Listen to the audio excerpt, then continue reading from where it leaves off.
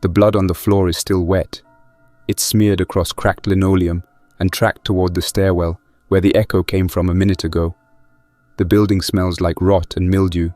I can hear the infected shifting above me. 2 floors up, maybe 3. Their weight makes the ceiling dust drift in thin lines. I steady the dart gun. The metal tube is cold against my wrist. I've got 3 darts left, 2 with tranquilizer, 1 with saline. The saline one is for bluffing. Same weight, same fletching, no dose. You can't tell them apart in the dark, and it keeps my hand calm knowing I've still got something to throw if I miscount. The machete on my hip feels heavier than usual. My revolver stays in the holster. I only use it when there's no other choice. The job sounded simple when I took it this morning. 2 confirmed infected spotted near the eastern perimeter of New Bastion. They were strays, probably from the riverfront.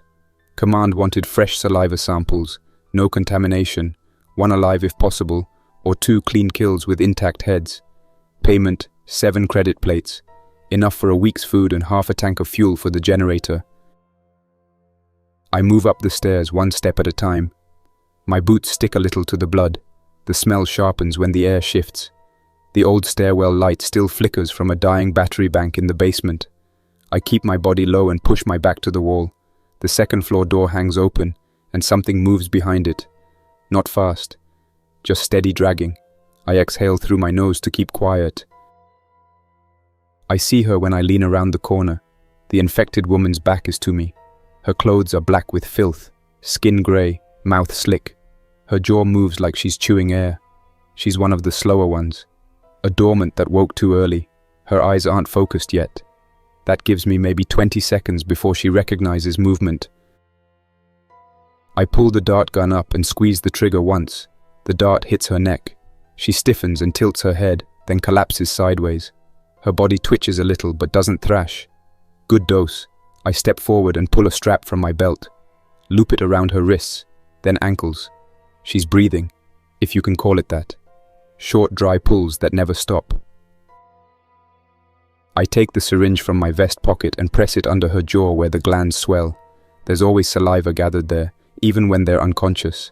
I draw slowly until the barrel fills with clear yellow fluid. No blood, no foam. Clean. I twist the cap on tight and drop it into the vial case strapped to my chest. That's 1. The sound comes from above, fast, feet scraping. I grab the dart gun, reload, and look toward the stairs. Something's coming down, heavy and fast. I back up to the wall and slide the machete free. The steel clicks against the scabbard. The sound brings it closer. It bursts through the stairwell door. Male, late 30s maybe, uniform still on. The badge is unreadable. He must have been security before he turned. His eyes are open wide but cloudy. His left arm is missing from the elbow down, the wound black and glossy. He's one of the new wanderers. More energy, less decay. I swing the machete across his throat as he lunges. The first cut doesn't go deep enough. The second finishes it. His head jerks sideways and he collapses against the wall. His mouth keeps snapping even when he's on the floor. I drop to one knee, pin his jaw with the machete handle, and take another syringe. The saliva's mixed with blood this time. Useless. I curse under my breath and empty the syringe on the ground. He twitches once and stops. The room goes quiet. I look around and realize where I am. Some old school or office. The posters on the wall are still there. Safety drills, evacuation routes, faded photos of staff. The infected woman on the floor lets out a long groan. The tranquilizer's wearing off. I check my watch. I've got 10 minutes before she wakes. I pull the rope from my pack and tie her tighter. The knots dig into her wrists until the skin splits. She doesn't react. I reach into another pocket and take out the lure, a cloth soaked in cow blood. The smell drives them insane. I hang it in front of her mouth. Her jaw starts moving again, slow at first, then faster. Drool gathers on her chin and runs down in strings. Perfect. I collect it in the vial. That's the second sample. Clean, high volume. Enough for bonus pay if it stays uncontaminated. The trip back to the perimeter will take about 2 hours on foot.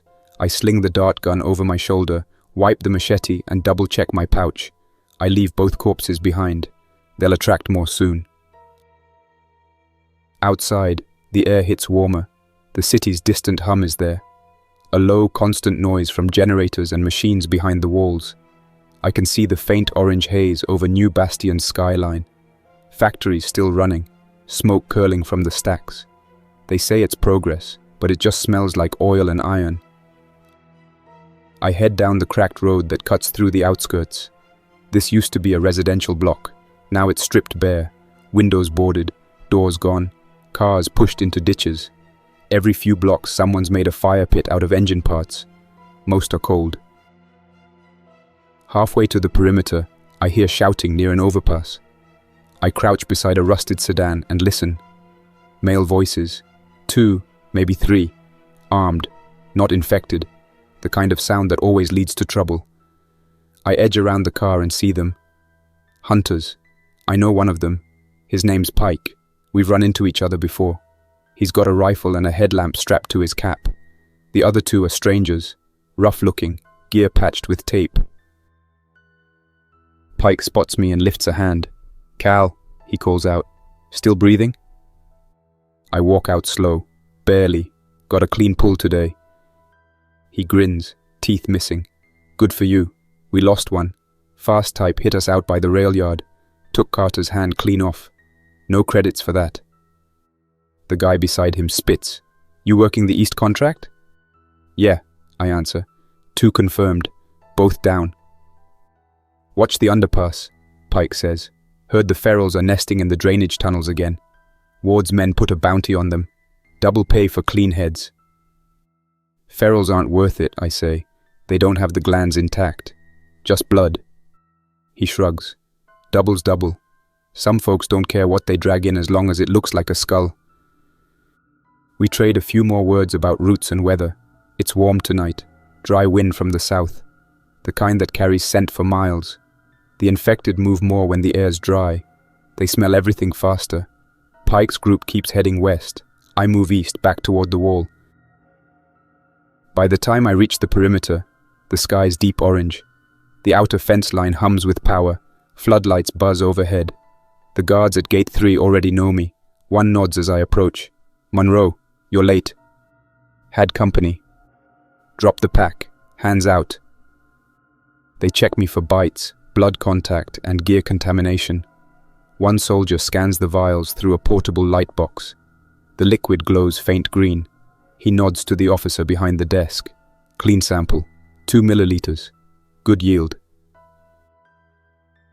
The officer stamps my ledger and counts out 7 metal plates. Each is about the size of a matchbox, engraved with serial codes. He slides them across the table. "Credit plates for Hunter ID 0418. Report any new infected clusters tomorrow at briefing." I pocket the plates and glance at the board on the wall. It lists active bounties. High pay for live captures. I don't take those unless I have to. Too many stories of hunters getting ripped apart trying to drag one in breathing. Inside the city, the noise feels heavier. Generators thump. Voices echo between steel walls. The streets are divided by checkpoints and scanners. Civilian blocks look half lived in. Shops, ration stations, bars. Everyone trades with plates now. Food, medicine, even housing. The military keeps order, but only inside the fences. Step past the boundary without clearance. You're on your own. I pass a vendor near the gate selling ammo reloads. He recognizes me. "Monroe, heard you bagged 2 tonight." "Barely," I say. "1 wanderer, 1 dormant." He whistles. "Lucky. Ward's lab is paying premium for fresh.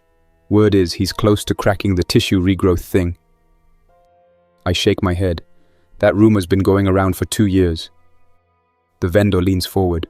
"No, this time's real. They've been running trials on volunteers. No infection, no decay. Imagine that. Never dying. Or never living right again," I mutter. He laughs and shrugs. "You're too practical, Monroe. Someday you'll want what they're selling." I keep walking. The smell of fried grain and oil drifts from the food stalls. I grab a tin meal, synthetic protein mixed with soy, pay 2 plates, and sit on a crate near the fence. Eating here feels wrong, but it's the only quiet spot. The loudspeaker announces curfew in 20 minutes. Hunters have special passes, but I stay inside tonight. The last time I camped beyond the wall, a pack of ferals tore through the area. I still have the scars where shrapnel tore my leg. That was 3 months ago, near the refinery. I barely got out before sunrise. I glance at my pack. 2 empty syringes, 1 clean vial, 1 broken strap. The gear's holding up, but barely. I'll need new tranquilizer darts soon.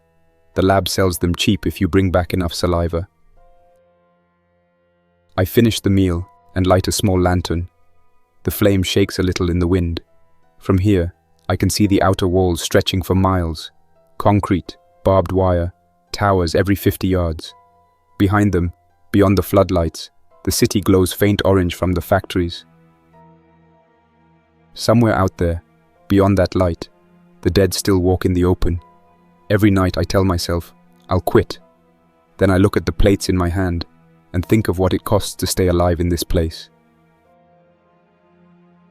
Tomorrow's contract will come through the same way. Radio message at 8 sharp, coordinates on a paper slip, no questions asked. The work never ends because the city always needs more samples. They say it's for science, for the cure. I've seen what happens to the volunteers who walk into Ward's lab and don't come out. I stand, stretch my back, and glance toward the gate again. The guards swap shifts. One of them waves lazily. The night hums with machines and distant shouting. I head toward the bunkhouse district. Along the way, I pass a group of kids kicking a ball made from tape and cloth. One of them asks, "Mister, did you find any today?" "2," I answer. The boy nods with wide eyes. "My dad says you're crazy." "Maybe," I say, "but crazy keeps me on." By the time I reach my room, my boots are coated in grey dust. The door sticks when I push it open. Inside, there's a cot, a table, a small wash basin, and a cracked mirror. Nothing else. I drop the pack on the floor and empty my pockets. The 7 plates clink against the table. I stare at them for a while. 7 pieces of metal for 2 lives ended.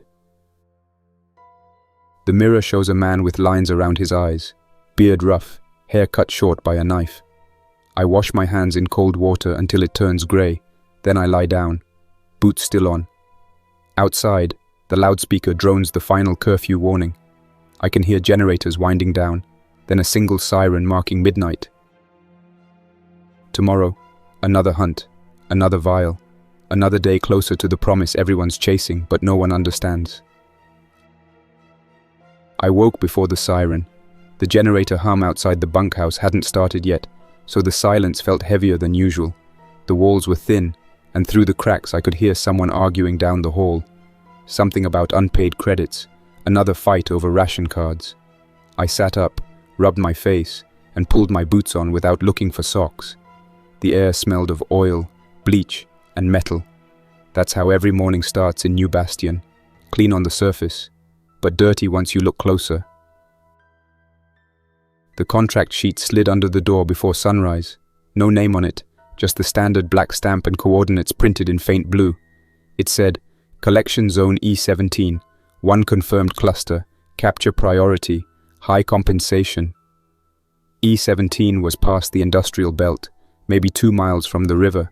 That meant narrow streets, broken factories, and plenty of dark corners. The capture priority part meant they wanted one alive, not killed.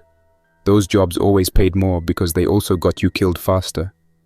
I folded the paper, stuffed it in my pocket, and packed my gear. Machete, revolver, tranquilizer darts, rope, sample vials, blood lure, flashlight, and 2 flares. Enough to survive the day. Maybe not enough for the night. I stepped out into the main street as the loudspeakers crackled to life. The morning announcement listed curfew times, ration limits, and water distribution updates. The same voice every day, flat, precise, no emotion. Around me, people moved through the checkpoints with half-awake faces, clutching lunch tins and paper IDs. Kids went to the learning barracks. Workers headed for the plant gates. You could almost pretend it was normal life if you ignored the walls, the guards, and the sound of the distant alarms outside the perimeter. At the supply post, I handed over 2 credit plates for a new batch of tranquilizer darts. The quartermaster didn't say a word while he counted them. His hands were bandaged. The left one twitched a little when he moved. Some of the staff working here had lost fingers to infection during handling, and no one ever mentioned it aloud. I checked the darts before putting them away. The liquid inside looked clear enough. I'd seen a bad batch once. It clotted inside the syringe, turned yellow, and nearly cost a man his life. He thought he had put a dormant under, but it woke halfway through extraction and ripped his arm open before he could reload. The gate guards were slow to open the main checkpoint. I stood waiting with 5 other hunters, all wearing mismatched gear. Some used crossbows, others preferred blunt weapons or pole spears. A younger man beside me had a rifle patched together from 3 models. He kept shifting his weight, nervous, probably new. When the signal light turned green, we stepped through one by one. The scanner beeped as it read our tags. Then the door behind us sealed, and the outer gate groaned open, letting out a blast of cold morning air. Beyond it, the streets were silent. The first mile was clear. No movement, no sound except the wind, and the distant metallic rattle from a collapsed bridge. I passed an old supermarket stripped to the frame. The walls were painted with old warnings. Infected quarantine, no entry, biohazard. The paint had faded to brown. Inside, I found nothing but a few broken carts and the smell of rot that never truly left these buildings. I took a quick break to check my bearings. The map said E17 was 2 streets down and 1 over from here. That area used to be a textile factory district before the collapse. Now it was a nest of rubble and shadow. By the time I reached the edge of E17, the light had changed. The sky dimmed behind a sheet of thin clouds, and the wind started to carry a sour odor, something between metal and decay. That smell meant I was close. I crouched near the entrance of a broken warehouse and took out the lure cloth from its jar. The cow blood had dried overnight, but the scent was still strong. I waved it once in the air, then hung it on a bent pipe near the doorway. That was enough to draw attention if any infected were nearby. I waited. Nothing. Just the hum of air through the empty windows. Then, faint footsteps from inside, dragging, uneven, but steady. I raised the dart gun and switched off the safety. The infected appeared a few seconds later, stepping out from the shadows near the stairwell. Male, mid-40s, wearing what was left of a factory uniform. His face was smeared with old blood, jaw tense, lips cracked. His eyes flicked toward the lure, then toward me. For a second, he froze. That moment of hesitation is what I look for. It means the virus hasn't eaten all the reflexes yet. I fired the dart into his upper chest. He staggered, clawed at it, then dropped to one knee. I moved fast, crossed the floor, and looped the rope around his wrists. The sedative worked slower than usual. His body twitched under my grip. I tied the ankles and rolled him on his side. He kept breathing in short, rasping pulls. The saliva formed quick, glistening in the corners of his mouth. I pulled the syringe from my vest and collected it. Slow, steady, careful not to draw blood. The barrel filled halfway before I stopped. Enough for one clean sample. That's when I heard the metal clatter from the upper floor. Not a loose pipe, too sharp, too deliberate. I froze. The dart gun wouldn't reload in time if there were more. I switched to the machete, kept the light low and waited. Another sound followed, a scraping, then a muffled voice. Human. I moved to the wall, staying low. The voice grew clearer. Someone was whispering. "Don't shoot, man." I aimed the machete toward the stairs. A man appeared, hands up, dirty but alive. He wore a torn orange vest and carried a small satchel. His face was drawn, eyes sunken. He said he wasn't armed, that he'd been scavenging the upper levels for copper wire. He claimed he didn't know this was a collection zone. I kept my distance. You can't trust anyone outside the walls without proof. He pointed to the body on the floor and asked if I was one of the official hunters. I said yes. He nodded slowly and told me his name was Mason. He used to work as an electrician before the outbreak. He said he was living with 2 others in a shelter a few blocks north, surviving off canned food they stole from convoys. I didn't believe him right away. People invent stories fast when they think it'll save them, but his clothes told me he wasn't lying about the scavenging. Knees scuffed, hands burned from wire stripping, nails black from insulation residue. I lowered the machete slightly, but kept the edge facing him. He asked if I'd seen a truck pass by earlier, said he'd heard one during the night. I told him the military sometimes sent out patrols to collect corpses, but nothing came this far in daylight. He seemed disappointed, then offered a trade. He had old batteries, working ones, said they might still hold charge. He wanted food or medicine in return. I didn't carry spare rations, but I had half a pack of antiseptic wipes. We exchanged without another word. Before leaving, Mason warned me about the Eastern Bloc, said the tunnels under the textile plant had collapsed last week after a fire, and that strange noises had come from beneath the rubble since. Not normal ones, he said. Different. I didn't ask what he meant. Out here, different could mean anything. Mutated infected, feral packs, or just the echo of wind in broken pipes. Either way, I made a note on my map to avoid that area. I dragged the sedated infected toward the street and propped him against a wall. He'd be out for another 10 minutes at most.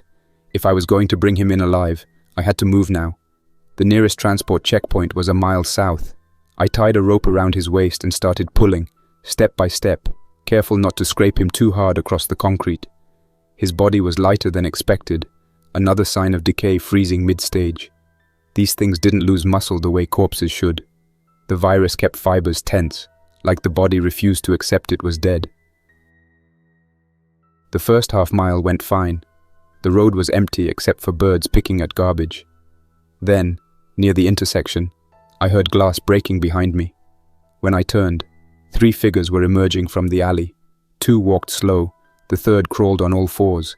The sound that came from them wasn't a moan, it was a wet, grinding noise. Their faces were wrong, bones too visible, eyes unfocused. Ferals. I dropped the rope, pulled the dart gun, and fired once. The dart hit the lead crawler in the neck. It kept coming, barely slowed. I fired again, hit the second in the chest. Still moving. These weren't reacting to tranquilizers. Too far gone. I switched to the machete, backed up toward the corner, and waited for them to close in. The crawler reached me first, its hands clawed at the pavement, nails scraping off. I brought the blade down hard. The head cracked against the ground, and the rest of the body twitched before going still. The others didn't hesitate. The one on the left lunged, faster than expected. I swung upward, caught it across the jaw, then kicked it back. The machete handle slicked with something dark, not quite blood. The third came from the side. I blocked with my arm, felt its teeth snap against the fabric of my sleeve, and shoved it off with the flat of the blade. I fired the revolver once. The echo rolled through the buildings. The infected dropped, skull shattered. The last one stumbled over the corpse and fell still. The noise would attract more soon. I reloaded the revolver, grabbed the rope, and started moving faster. The sedated infected behind me groaned softly. The drug was wearing off. I didn't have time to give him another dose, so I tightened the knots and kept pulling until the transport checkpoint came into view. 2 soldiers stood by the barricade. One recognized me and waved. I shouted for them to open the inner gate and told them I had a live capture. They hesitated, then lifted the barrier and helped me drag the body inside. The infected started thrashing as we crossed the line, teeth snapping, eyes rolling. The soldiers pinned it down and injected a restraint compound through its neck. It stopped moving within seconds. One of them gave me a long look, said I was lucky to get that one in alive. I didn't argue. While they radioed for transport, I sat against the fence and wiped my face with a rag. The smell of antiseptic drifted from the field station nearby. A medical technician walked over, clipboard in hand, asked about the condition of the capture and whether I'd seen any new mutations. I mentioned the ferals and how the tranquilizers didn't seem to work on them. She frowned, said she'd note it for observation. She looked tired, her uniform stained at the sleeves. Most of the staff working field duty aged faster than they should. The transport truck arrived 20 minutes later, a flatbed with a reinforced cage. The soldiers loaded the infected inside and secured the door. One of them handed me a slip confirming delivery. Payment: 12 credit plates for live capture, 3 bonus for clean sample. It was more than I expected, enough to rest a few days if I wanted, but the idea of rest didn't mean much anymore. Rest just meant sitting still long enough to remember things you'd rather not. As I walked back toward the gate, I passed a poster plastered on the checkpoint wall. It showed General Ward's face under bold text that read, "Science will restore us." Below it, smaller letters promised safety, order, and eternal life through research. I stared at it longer than I should have. Behind that promise, men like me risked their necks pulling saliva out of corpses so someone else could play God. By the time I stepped back inside New Bastion, the sun was high, and the heat bounced off the concrete. People were lining up for food rations, kids running between guards, laughter mixing with sirens in the distance. The illusion of normal life went on. I pocketed the payslip and headed toward the exchange office. The clerk behind the counter smiled too easily, took the slip, and counted out 15 plates. She asked if I wanted to donate one to the Immortality Fund. I didn't answer. I just stared at the metal plates on the table and thought about the infected I'd left twitching in that cage. Outside, the noise of the city swallowed everything again. I looked up at the wall where the sun reflected off the metal. Somewhere beyond it, Mason and his group were probably still scavenging, trying to make sense of a world that had stopped making sense years ago. I thought about warning him not to trust anyone who offered him a cure. Then I realized it wouldn't matter. Nobody listens to warnings out here, not when hope's the only thing keeping them from losing their minds. I turned toward the residential sector. Another day finished. Another hunt survived. I told myself I'd take a break, maybe 2, but as I passed the job board, my eyes caught the new notice pinned in the center. Expedition contract, research escort, outer zone, high risk, maximum pay. The paper fluttered slightly in the wind. I stood there for a long time, staring at that paper while people brushed past without noticing it. The sheet was creased at the corners, the ink smudged from someone's thumb.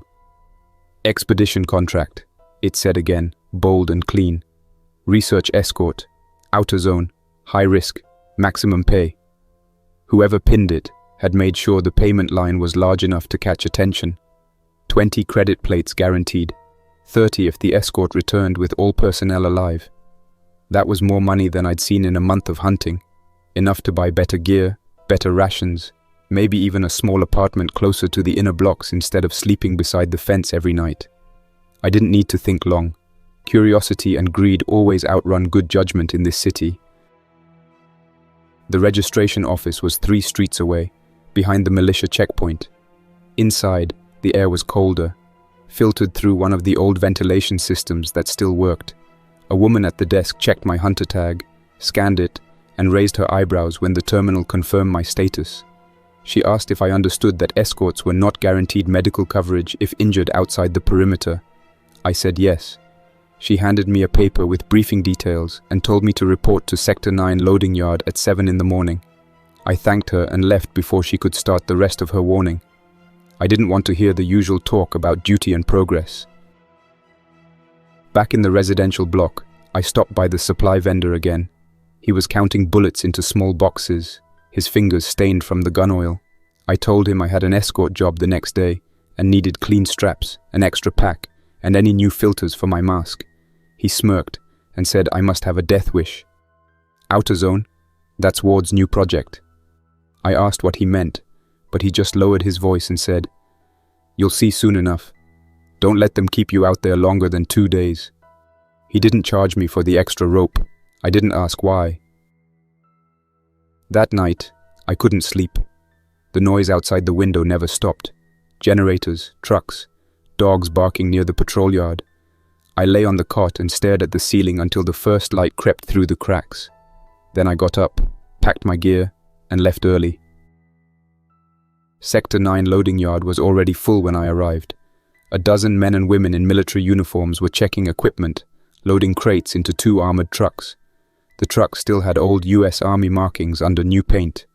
Near them stood a group of civilians in grey coats with blue armbands, the researchers. You could tell they weren't used to fieldwork by how they handled their masks and how often they glanced around.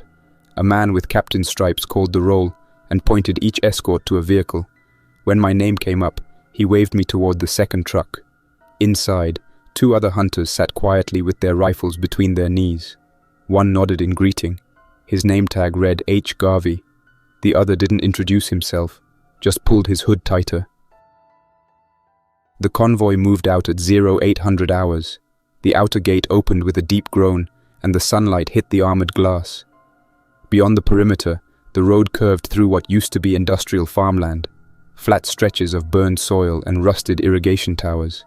In the distance, wind turbines turned lazily, their blades streaked with black soot. The driver kept the truck steady while the captain's voice crackled through the intercom, giving instructions about the route and contingency plans. I half listened, half watched the horizon. Every mile further felt quieter, emptier. Civilization ended faster than anyone wanted to admit. 2 hours later, we stopped near a cluster of half-collapsed warehouses surrounded by fencing. A faded sign on one of them still read, St. Louis Biochem. The researchers got out first, carrying metal cases marked with hazard labels. The captain ordered us to secure the perimeter. I took the south side with Garvey, while the silent one stayed near the trucks. Inside the fence, grass had grown over old bloodstains. A pile of burned corpses sat near the loading ramp. Someone had tried to sterilize the place months ago. Garvey broke the silence after a while. "You've done these before?" I said only once, years ago, and it hadn't gone well. He nodded and muttered something about hazard pay not being worth the trouble. Then he asked why I kept doing this work. I told him the truth, that when everything else fell apart, hunting was the only skill I had left. He laughed quietly and said, "At least you're honest." The researchers began setting up equipment inside the main building. I caught glimpses of their tools through the doorway: tanks, suction tubes, sealed containers, a generator unit humming near the back wall. One of the scientists, a middle-aged woman with short hair and gloves up to her elbows, seemed to be in charge. She moved fast, barking short orders. "We need uncontaminated samples from lower floors. The residue upstairs is compromised." Another researcher asked if the sterilization foam would hold, and she replied that it didn't matter. They only needed viable saliva or tissue remains. Hearing that made my stomach turn slightly. Saliva again. Always the same obsession. After securing the entrance, I followed Garvey inside to sweep the halls. The air was thick with dust and chemical smell. Our flashlights cut through it, showing streaks of white residue along the walls. We stepped over scattered syringes and broken containers. I recognized the smell of ethanol mixed with decay. The deeper we went, the colder it got. Something about the insulation trapped the air, like the building was still holding its breath from when the outbreak first hit. In one of the rooms, I found handprints smeared across a metal door. Human, not infected. Someone had been locked in here once. I didn't look longer than a few seconds. Garvey's voice came through the radio, low and tense. He said there were movement readings on his side, small but consistent, maybe rats or something worse. I joined him near the stairwell where the readings showed strongest. He pointed the flashlight down the stairs. Water pooled at the bottom, reflecting the beam. The concrete walls were wet, covered with streaks of black mold. He asked if I wanted to go first. I said I always do. Halfway down, the smell changed again. Sweet and foul, the scent of rotting meat mixed with detergent.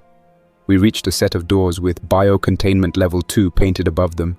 The locks had been cut months ago. I pushed the door open slowly. The floor was coated in dried foam and broken glass. In the corner, something moved. A small shape, hunched, twitching. I aimed the dart gun and stepped closer. It was an infected child, maybe 12 years old, thin to the bone, eyes filmed over. It didn't charge. It just rocked back and forth, mouth opening and closing. I looked at Garvey, who shook his head. He whispered, "Leave it." I hesitated a moment, then fired the dart. The body went still, not for mercy, just because anything moving in this place could ruin the mission. We collected 3 samples from the floor drains and 1 from a broken tank. When we carried them upstairs, the lead scientist looked satisfied. She logged them, sealed the containers, and told the captain that the extraction was successful. The captain gave the order to prepare for departure, but then she said they needed 1 more test. She wanted a live capture from the area's surface population to verify viral viability. The captain hesitated, said their orders didn't include field acquisition. She reminded him of the payment clause, and after a few seconds he gave in. That's how it always worked. Science first, orders later. Garvey and I were chosen to go with her. The scientist grabbed a metal case, said it contained sedatives and tools. We left the building through the back gate and followed an old access road leading to a cluster of storage lots. The wind had picked up, pushing dust across the ground. After about 10 minutes, we saw one of them, an infected standing near a broken fence, head tilted upward as if listening to something we couldn't hear. The woman whispered that it was perfect, said she needed it intact. I told her to stay behind the truck and keep quiet. She didn't listen. She stepped forward with the case open, pulling out a small tube sprayer. She said the chemical inside would disorient the infected long enough for us to restrain it. I told her that was a bad idea. She answered, "That's why you're here, to keep me alive while I work." The infected turned at her voice.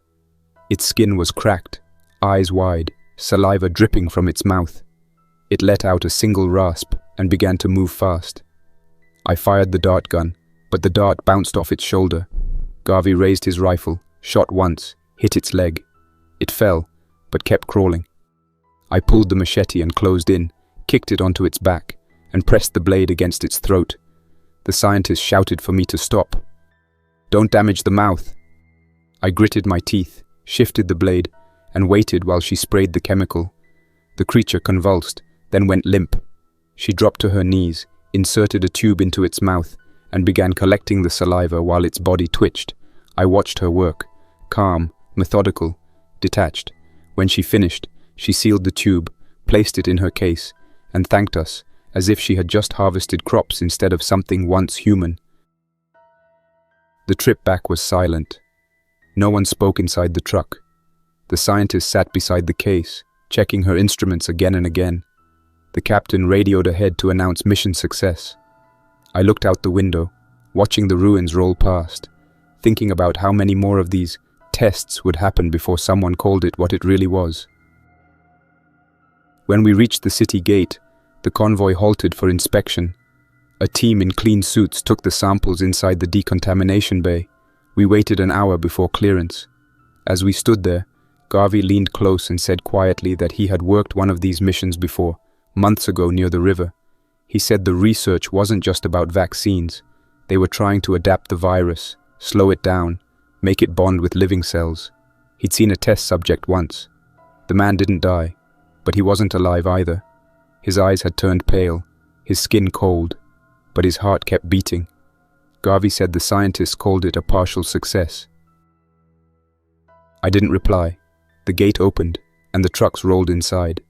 At the yard, the captain dismissed us, told us payment would be processed by morning.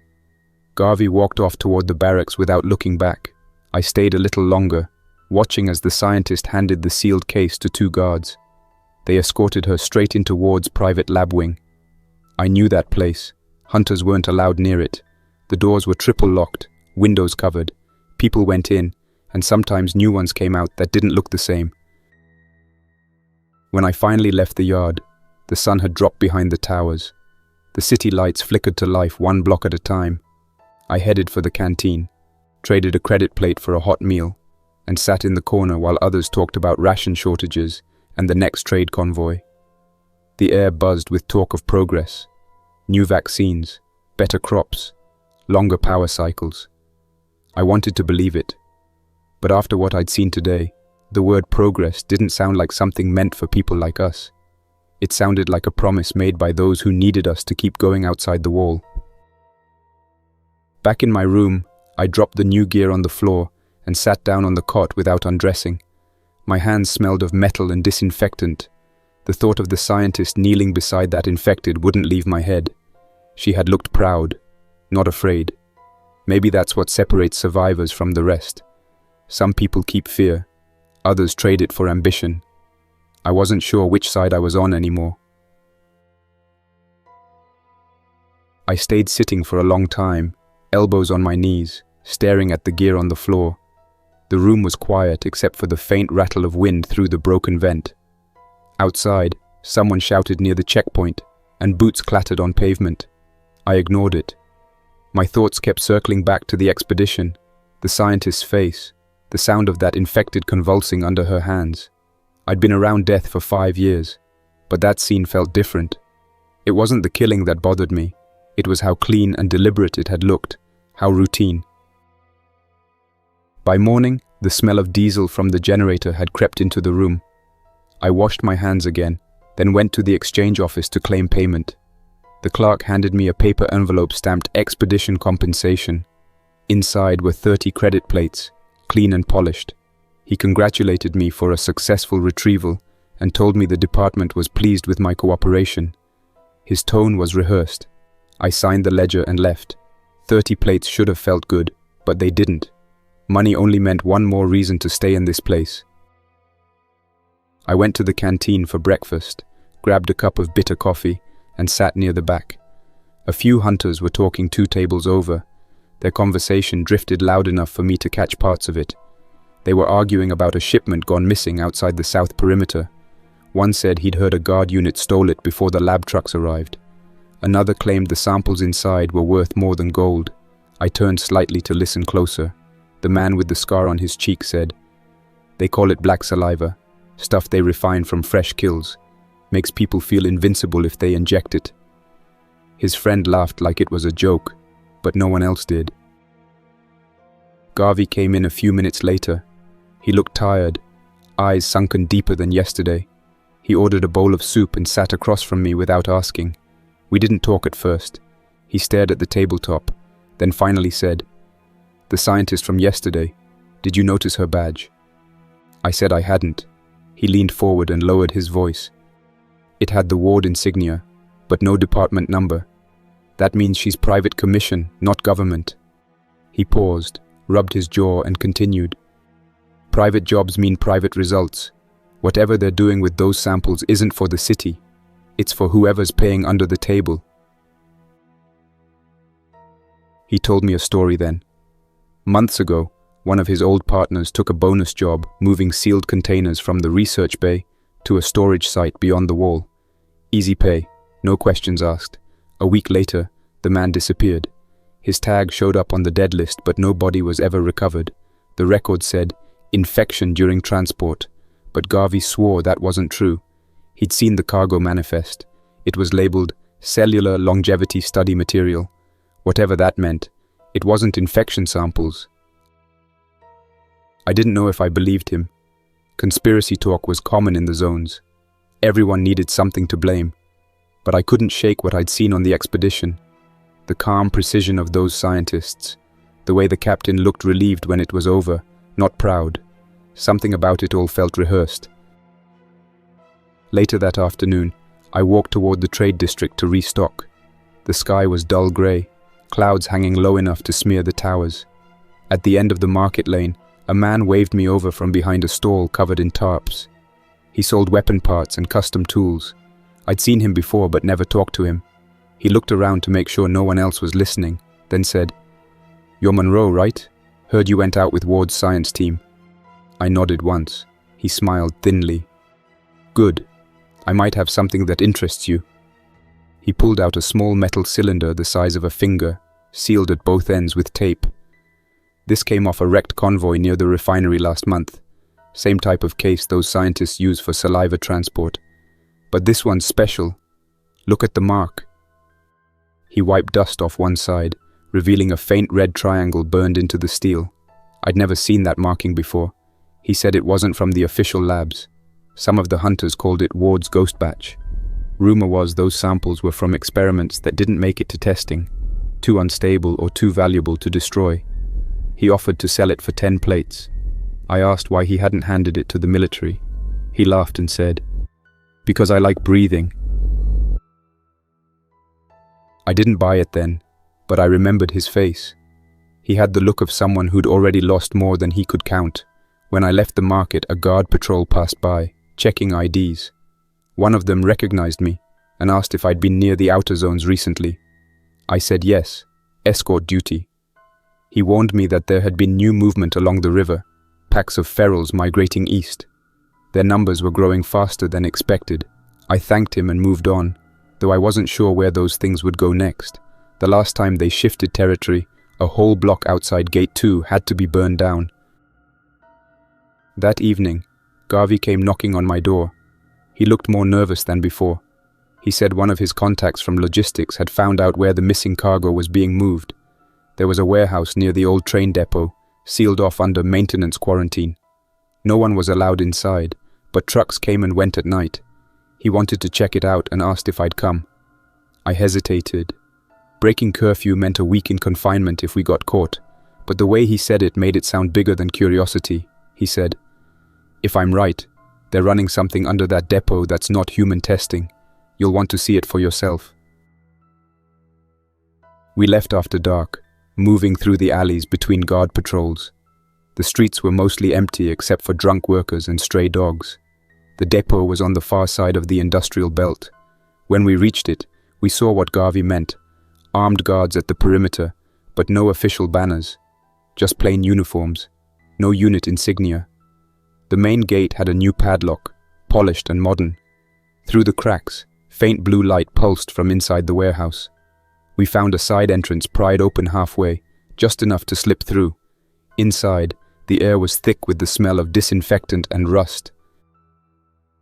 Rows of steel containers lined the floor, each marked with codes and sealed with warning tape. A generator hummed near the far wall, powering a series of glass tanks filled with cloudy fluid. Inside those tanks floated what looked like human shapes, half decayed, restrained by metal arms, mouths open but silent. I froze. The skin on them was too clean to be long dead. Garvey whispered that they were alive. I didn't answer. One of the tanks twitched, just barely. The movement was slow, like muscle contractions under anesthesia. We moved closer to read the labels. Most were marked with serial numbers, but one had a name etched into the tag. Subject 14B Briggs. My stomach went cold. Briggs had been another hunter, one I'd worked with months before. He'd vanished during a night run, and command said he'd been killed by ferals. His face through the glass was pale, lips parted, eyes half open. Tubes ran into his chest. He wasn't moving now, but the monitor beside the tank blinked with slow pulses. Alive. Garvey stared for a long time before whispering, "Now you see what they're doing." He said this was the real purpose of the collection program. Not vaccines, not immunity, but forced infection control. They were trying to stabilize the virus to keep people conscious after turning. Immortality through the infection itself. Ward's dream wasn't to cure death, it was to own it. Before we could look further, a door opened behind us. A guard stepped in, spotted us immediately, and shouted. Garvey fired once, hitting him in the chest. I pulled him toward the exit. More footsteps thundered from the far end of the warehouse. We ran through the side door and didn't stop until we were 3 blocks away. Sirens started soon after, echoing across the district. We ducked into a drainage tunnel and waited until the sound faded. Garvey was shaking, breathing through clenched teeth. He said, "They'll kill anyone who talks about this." I asked who they were, but he didn't answer. We stayed hidden until dawn, then split up to avoid attention. I went back to my room, cleaned my boots, and sat by the window. From there, I could see the military tower where Ward's flag hung. It looked smaller than usual in the daylight. I kept thinking about those tanks and the name Briggs. If the virus could keep a man like him breathing after death, what else could it do when they perfected it? Maybe that was Ward's real goal. Control life itself, not just save it. That afternoon, soldiers started patrolling near the depot. The loudspeakers repeated an announcement about structural damage and chemical leaks. The city pretended nothing had happened. Garvey didn't show up at the canteen that night. His bunk was empty when I checked later. The guard said he'd been reassigned for a special mission. I didn't need to ask where. The next morning the city smelled of rain and smoke. I could hear the patrol trucks passing through the streets before sunrise, tires splashing through puddles, engines muffled under thick humidity. The loudspeakers didn't mention Garvey or the depot again, but everyone could feel something was off. The guards at the checkpoints kept their hands closer to their rifles, and the market opened an hour late. Even the air felt tense, like the whole place was holding its breath. I walked through the square pretending to look for supplies.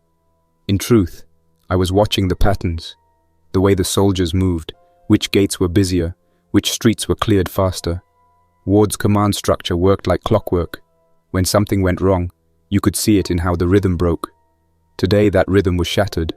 2 convoys idled outside the administrative compound. Men in unmarked uniforms loaded crates wrapped in tarps onto the trucks. The tarps dripped a clear fluid that left streaks on the pavement. Nobody asked questions. Near the corner, I spotted a familiar face. The vendor who had tried to sell me the small cylinder. He waved me over fast, his eyes darting toward the guards.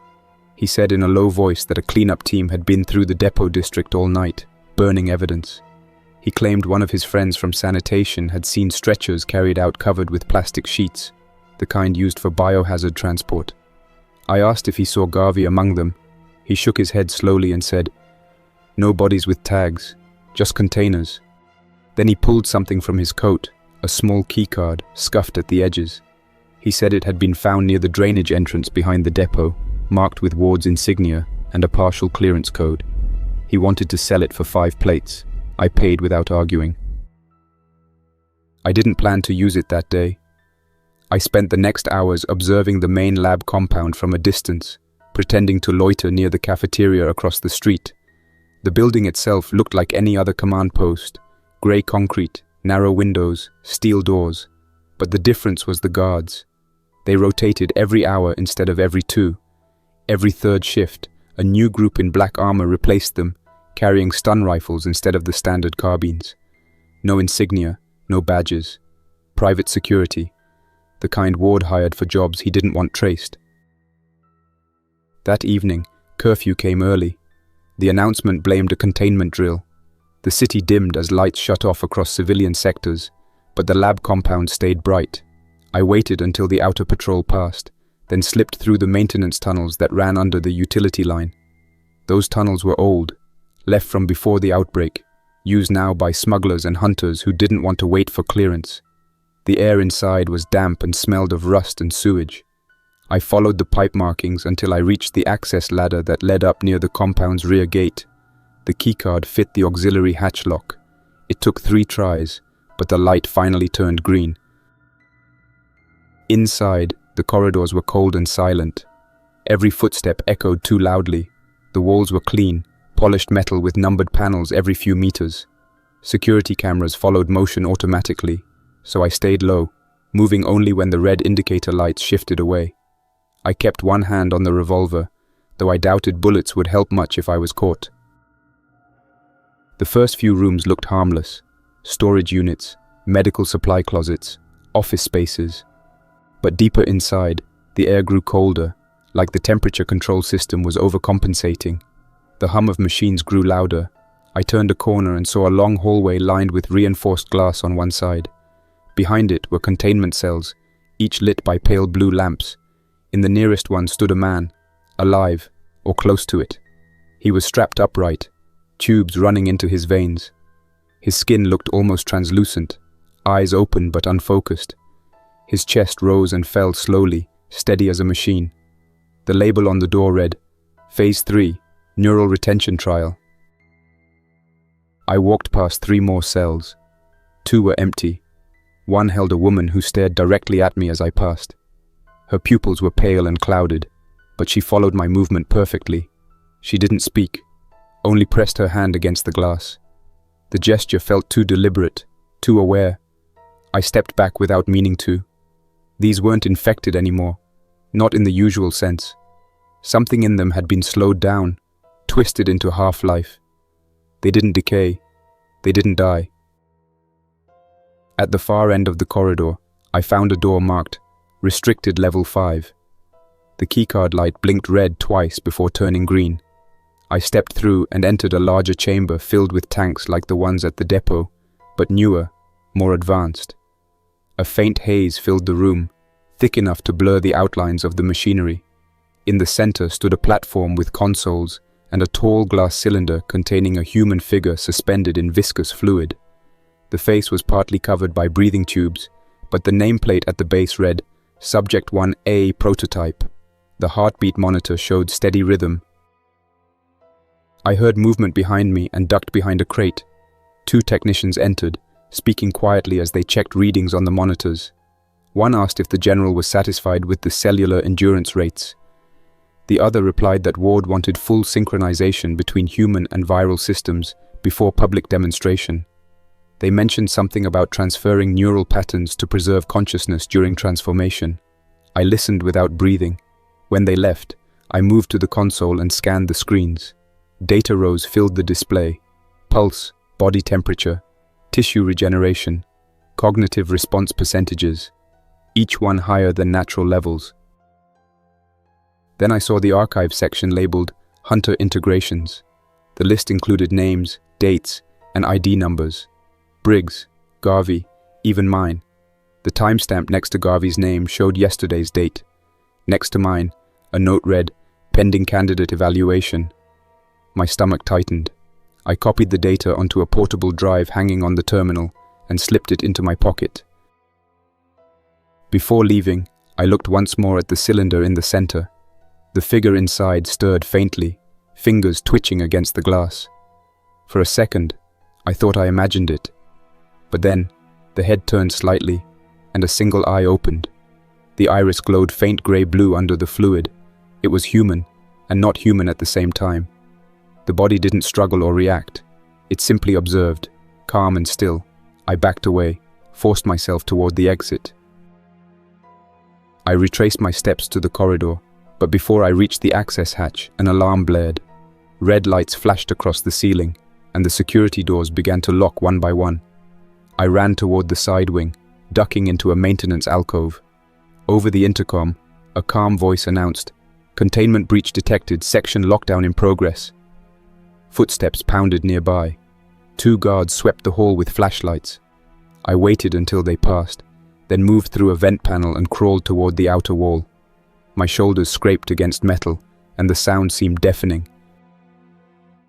After what felt like an hour, I reached a service hatch that opened into the drainage ditch outside the compound. I slid out, landed hard in the mud, and kept running until the lights faded behind me. My hands were shaking from adrenaline, not fear. I stopped only when I reached the safe house block near the eastern sector. The place was abandoned months ago after a fire, but the lower rooms were still usable. I broke into one, locked the door, and collapsed against the wall. The portable drive in my pocket felt heavier than any weapon I'd ever carried. I hooked it to my handheld transceiver and scrolled through the copied files. The data confirmed what I'd seen. Ward's research wasn't about eradicating the virus. It was about harnessing it. He believed the infection held the secret to indefinite cell repair. The process didn't just heal tissue, it rebuilt it stronger, kept organs functioning beyond natural limits. The infected were proof of concept, bodies that refused to rot. Ward's goal was to reproduce that condition without losing consciousness. The immortal subjects in the tanks were his early versions. The logs also showed trials conducted inside New Bastion itself. Names of volunteers listed as Phase 2 recipients. Most were civilians who had vanished over the past year, none marked as deceased. Instead, each file ended with the same note, transferred to ongoing observation. The last line of Ward's personal note read, In death, permanence. In permanence, dominion. I turned off the transceiver and sat in the dark for a long time. The rain had started again outside, tapping against the window frame. Somewhere in the distance, sirens rose and faded. The city would keep functioning as if nothing had changed. People would wake, work, trade, sleep. And behind the walls, the same men who promised safety were building something that could end whatever was left of humanity. When dawn came, I left the safe house and blended into the crowd heading toward the main gate. I carried the drive inside a hidden compartment in my vest. My plan wasn't clear yet. Part of me wanted to expose everything. Another part wanted to run far from here before Ward realized what I'd taken. As I passed the checkpoints, the guards looked distracted, still shaken by the previous night's alarm. I slipped through without trouble. At the canteen, people were whispering about the power outage near the research district. The official story was a generator failure. Nobody mentioned the sirens or the sealed corridors. The vendor I knew was gone, his stall empty. Someone said he'd been arrested for contraband. I didn't ask further. By evening, I found myself standing near the outer wall again, watching the floodlights sweep across the ruined suburbs. The infected out there were still wandering, driven by hunger or instinct. And inside, a different hunger was taking shape, one that wore uniforms and clean gloves. I understood then what Garvey had meant about them trying to own death. They weren't afraid of infection anymore. They wanted to become it, control it, wear it like armor. That night, the air outside the wall carried a steady wind from the plains. It whistled through broken metal and loose sheet roofs like a slow warning no one wanted to hear. Inside New Bastion, the noise of generators drowned it out. People had learned not to notice how unnatural the city sounded after dark. I stayed by the wall longer than usual, just watching the lights sweep back and forth. The guards above didn't pay me any mind. Hunters were allowed to wander here after curfew as long as they stayed inside the fence. Every few minutes, the watchtower searchlight crossed my face, and for a second, everything froze in pale glare. The wall, the mud, the faint silhouettes of the infected outside still moving, slow and endless. I left when the siren marked the start of lockdown and walked toward the residential sector. The streets were almost empty except for patrols. Near the main intersection, 2 trucks blocked the road.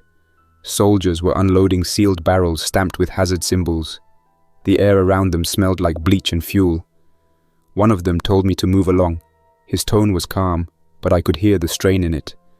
That's how fear sounded when men tried to bury it under routine. I didn't argue, and kept walking. Halfway to my block, the power flickered. For a moment the lights dimmed and the entire street went dark, except for a few emergency lamps. A low rumble followed from the east deep enough to vibrate through the pavement. Then came the alarms. Not the usual curfew signal. This one was faster, shriller, pulsing 3 times in sequence. The speakers crackled before a voice came on, repeating orders for all civilians to remain indoors. Then static.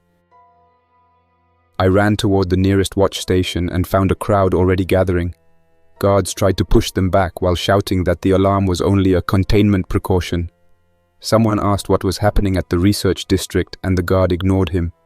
The power flickered again, and this time when it came back, the skyline beyond the towers glowed orange. I knew that color. Fire.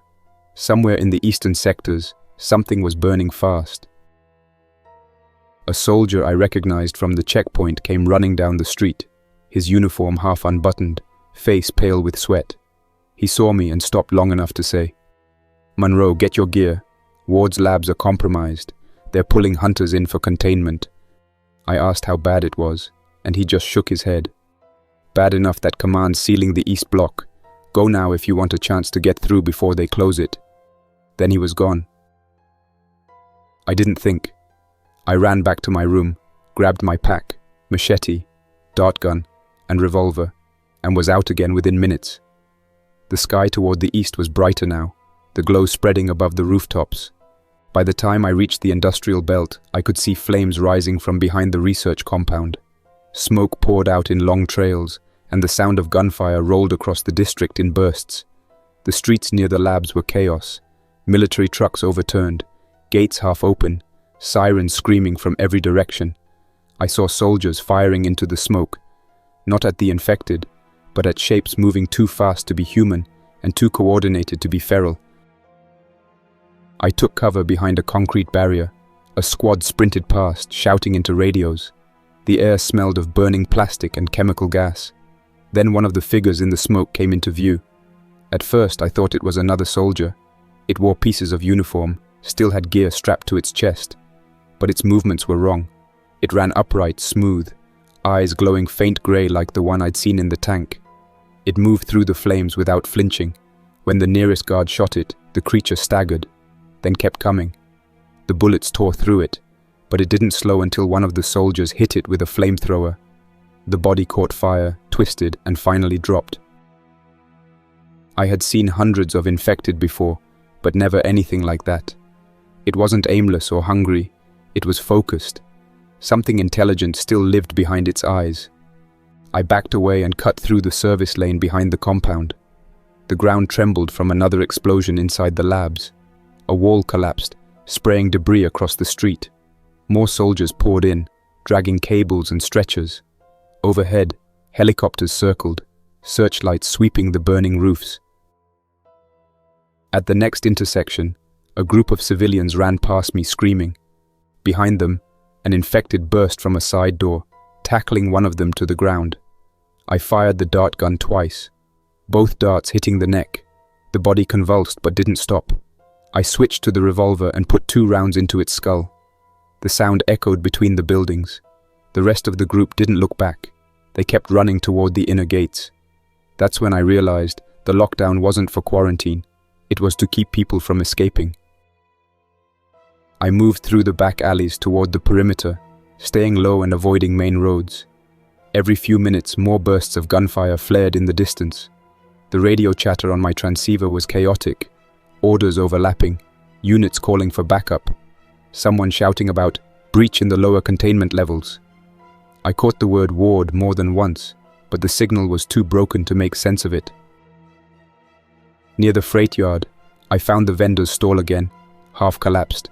The man himself was there, sitting against a wall, bleeding from a wound in his side. His hands were shaking. When he saw me, he laughed weakly and said, "Told you, didn't I? Should have left while you could." I knelt beside him and tried to press a rag against the wound, but he pushed my hand away. "Doesn't matter," he muttered. "They let the prototypes out. You can't stop what's coming." He coughed hard, eyes rolling back. "Check the tower, Monroe. Ward's already gone. He left them here to clean up." Then his breathing stopped. I took the small knife from his belt and his ID card. No use leaving them for scavengers. The inner tower wasn't far. I made my way there through what was left of the industrial zone. The fire had spread to the outer buildings. Every so often, I saw infected running through the streets, some still on fire, some tearing through walls with inhuman strength. Others moved slower, their bodies swollen and rigid, as if the infection was mutating faster than before. The air shimmered with heat and the stink of decay. When I reached the tower plaza, the main gates were locked. Dead soldiers lay piled near the checkpoint, weapons scattered. I climbed over the barricade and entered through the shattered glass doors. Inside, the elevators were dead, power out except for the emergency lights. I climbed the stairs 2 at a time until I reached the top floor. The hallway there was lined with portraits of command officers, all cracked or burned. Ward's office door was open. The room was empty except for overturned chairs and papers scattered across the floor. On the desk, a small terminal still glowed on backup power. I checked the screen. A single message was displayed. "Evacuation complete. Initiate phase Omega." Under it was a timestamp from an hour ago. Next to the terminal lay a sealed folder marked Transfer Outpost Atlas. Coordinates followed. Far north, outside known quarantine zones. Ward had escaped before the first explosion. The message suggested the rest of the city was expendable. I copied the data and stepped onto the balcony. From there I could see the whole eastern district burning. The infected prototypes were spreading through the streets below, moving in packs, cutting down anyone who ran. Soldiers were fighting block by block, but it was chaos. The sound of screaming carried even through the wind. I stood there until another explosion shook the tower and dust rained from the ceiling. Then I turned and ran back down the stairs. Outside, the sky had turned red with firelight. I passed a group of guards trying to herd civilians toward the inner gates. The gate scanners glowed red. Locked. One guard was shouting that command had sealed the compound completely. No one in, no one out. Someone threw a rock at him, and then the crowd surged. The guard fired a warning shot, but the panic didn't stop. I slipped around the edge of the square, avoiding the mob. The city that once called itself safe now looked no different from the ruins outside its walls. Near the transport yard, I found an abandoned truck still running. Its back was filled with medical crates and ration boxes. I climbed inside, checked the fuel, half tank, and started the engine. The gate beyond the yard led to the south exit, usually sealed after dark. Tonight, the controls were offline. The lock had been manually cut. Someone else had already fled this way. I drove through and out onto the cracked highway that stretched toward the outskirts. The sight behind me was a wall of smoke and orange light. 10 miles out, I stopped to refuel from the spare canisters in the back. The silence out there was heavy, but not empty. In the distance, I could still hear faint gunfire and the thump of explosions echoing from the city. I realized then that New Bastion was finished. Even if the fires died, even if a handful survived, the place was no longer a sanctuary. It was a laboratory that had turned on itself. Ward had left behind his own version of immortality, one that didn't need control anymore. I stayed under that bridge until sunrise. The sky turned from black to grey without ever brightening. Smoke from the city reached this far, spreading low across the highway like fog. The air tasted of burnt rubber and chemicals. Every few minutes, a distant crack echoed from the direction of New Bastion. Ammunition cooking off, or maybe another fuel depot going up. I kept the truck engine off and watched the horizon through the cracked windshield. The thought of what I'd left behind clung to me heavier than the smell of gas on my hands. I finally stepped out, stretched my legs, and started checking the supplies in the truck bed. Most of the crates were medical issue, stamped with the lab insignia. I tore one open hoping for food, but inside were sealed vials packed in coolant gel. The labels were marked Prototype Vaccine, Batch 6. Each vial was numbered, clear with a faint silver shimmer under the light. I remembered what Garvey had told me. The half-whispered rumors about Ward's final stage, using infected saliva to train human immunity. The writing on these vials was newer than anything I'd seen inside the compound. He must have loaded them for transport before fleeing north. I debated throwing them out right there. The city had burned because of things like this. But if Ward's next outpost was real, someone had to know what he was doing. I wrapped the case in cloth and stashed it under the passenger seat. When I climbed back in, my hands were trembling from fatigue more than fear. I needed rest, but stopping too long felt dangerous. The infected might already be spreading beyond the walls, drawn by noise and heat. By mid-morning, I reached the first checkpoint on the northern route. The outpost there was deserted. A single body hung from the fence, uniform half burned, rifle still slung over the shoulder. Crows perched along the posts. The wind turned the hanging body slowly, eyes open and clouded. I drove through without stopping. The road ahead wound through a stretch of forest that hadn't burned yet. The trees looked untouched, green and still, as if the outbreak had never reached them. It felt wrong to see something alive again. A few miles in, I spotted movement through the trees. 2 survivors, maybe 3, carrying packs and walking the same direction. They looked rough, dirt caked on their faces, weapons slung low. I slowed the truck and called out through the window. They raised their hands cautiously.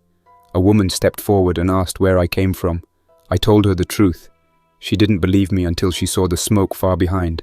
She said her name was Ruth and introduced the others as brothers, Mark and Owen. They'd been living near the ridge since the first year, trading with hunters for food. They asked if the city could still take refugees. I told them not to go near it. Ruth asked where I was heading. I said north, toward a research site I'd heard about. She looked skeptical but asked for a ride anyway. I hesitated, then let them climb into the back. We drove in silence. The forest thickened around the highway until sunlight came through only in thin strips. I could almost imagine peace if not for the constant thud of rotors far behind, the sound of helicopters sweeping the ruins. Maybe Ward's men were already cleaning up what remained. We reached an abandoned rest stop near noon. The fuel tanks were empty, but there was clean rainwater collected in barrels by the roof. We shared it without talking. Ruth asked again what was in the crates. I said medical supplies. She didn't push further. Mark and Owen took turns keeping watch while I cleaned the revolver and checked the dart gun. It didn't matter much anymore. But old habits don't die easy. The road north would lead us past 2 more ruined towns and into open country. Beyond that, I had no map, just coordinates and a guess. That night, I couldn't sleep. My shoulder ached from the strain of the last few days. I got out of the truck to stretch, leaning against the bumper. The air was colder here, cleaner, free of smoke. For the first time in months, I heard insects. Then I noticed one of the vials had come loose from its packing. It had rolled under the seat earlier and cracked against the metal edge, leaving a small wet mark where the gel leaked. I picked it up carefully, but the glass splintered in my hand. A drop of the silver liquid slid across my skin before I could wipe it. It stung faintly, like rubbing alcohol. I rinsed it with water until it stopped, wrapped the hand in cloth, and tried not to think about it. By morning, the skin around the cut looked pale but not infected. No swelling, no pain. I told myself it was fine. We moved on, following the main highway until the signs disappeared and the asphalt cracked into dirt. The further we went, the less human the world felt. Houses along the roadside were stripped bare. Skeletons of cars rusted in fields.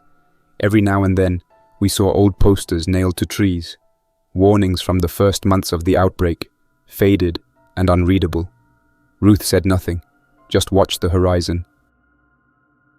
We ran out of fuel, so we gathered all our supplies and continued on foot.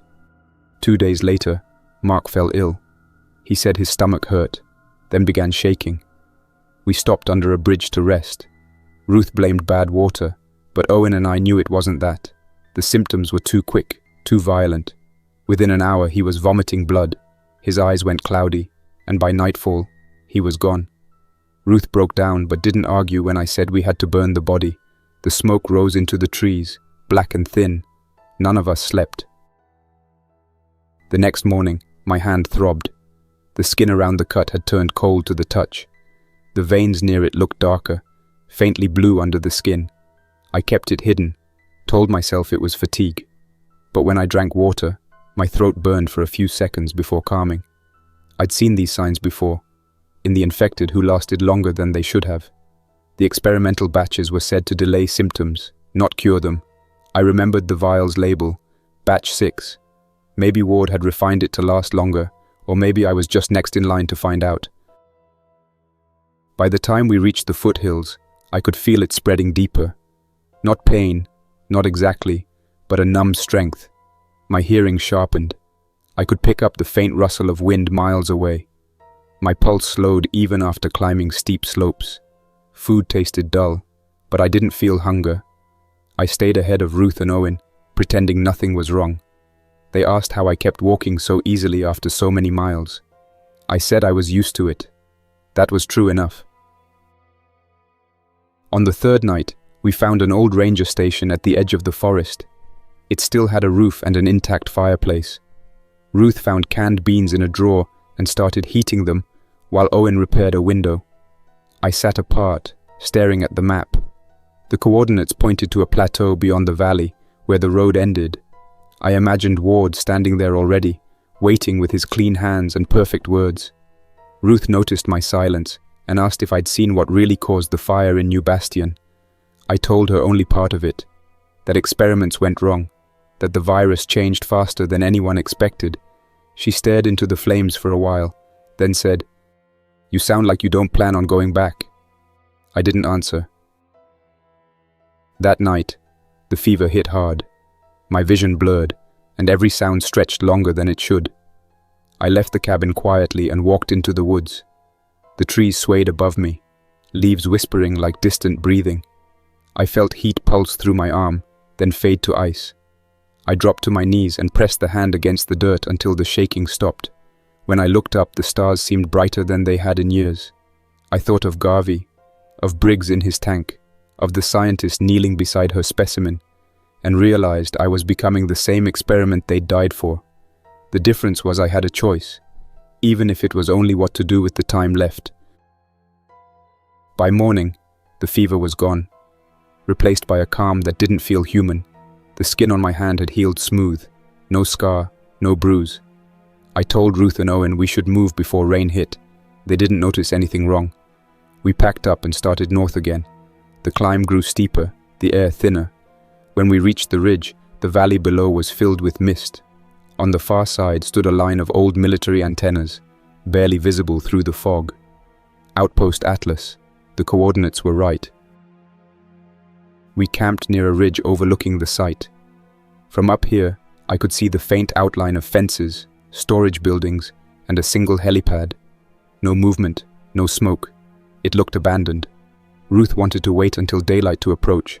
I agreed, but I knew I wouldn't make it that far with them. That night, as they slept, I packed what little I needed and left a note explaining the route back south. I didn't want them near me if the symptoms changed again. The road down to the outpost was half collapsed, eaten by weeds. The front gate hung open, creaking in the wind. Inside, everything was quiet. The buildings were stripped bare, papers scattered across floors. No bodies, no signs of struggle, just emptiness. In one of the offices, I found another crate of vials identical to the ones from the truck, along with a terminal still running on solar power. A message blinked on the screen. Atlas site secured, awaiting arrival of Subject 0. I didn't have to guess who that was. I smashed the terminal with the butt of my revolver, took one of the vials, and poured it onto the ground. The liquid hissed as it touched the concrete. Then I lit a flare and dropped it into the crate. The explosion wasn't loud, just enough to start a chain fire that spread through the storage room. As I walked out, smoke filled the hallways again. Flames reflected in the glass walls, the same color I'd left behind in New Bastion. By the time I reached the exit, my vision was dimming. The cold inside my veins had turned steady, spreading up the arm to my chest. Breathing felt strange, too easy, too slow. I stepped outside into the open air and kept walking until the flames faded behind me. The valley wind blew hard against my face. Somewhere down the slope, I could hear Ruth calling my name, faint through the noise. I didn't answer. I didn't want her to see what was left of me.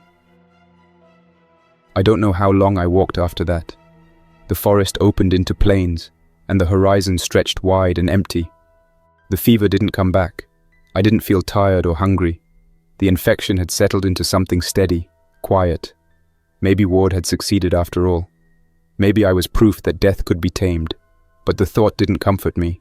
It only made the silence heavier. When the sun finally broke through the clouds, I stopped at the top of a ridge and looked back. The smoke from the burning outpost rose in a thin column, drifting north.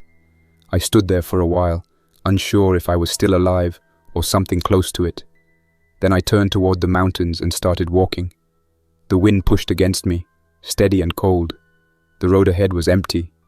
The world behind me burned quietly, already forgetting my name. And that's where we'll stop for now. Thanks for listening till the end. Don't forget to like, subscribe, and tell me how the story hit you, what moments worked, what didn't, and what you'd want to hear next. And a big thank you to everyone supporting the channel, especially with extra membership, Carlos Herrera, Luca Mod, Jadala, The Great Anywho, Madam Midnight. You keep this project alive. Until next time, Survivor. Jack's Nightmares signing off.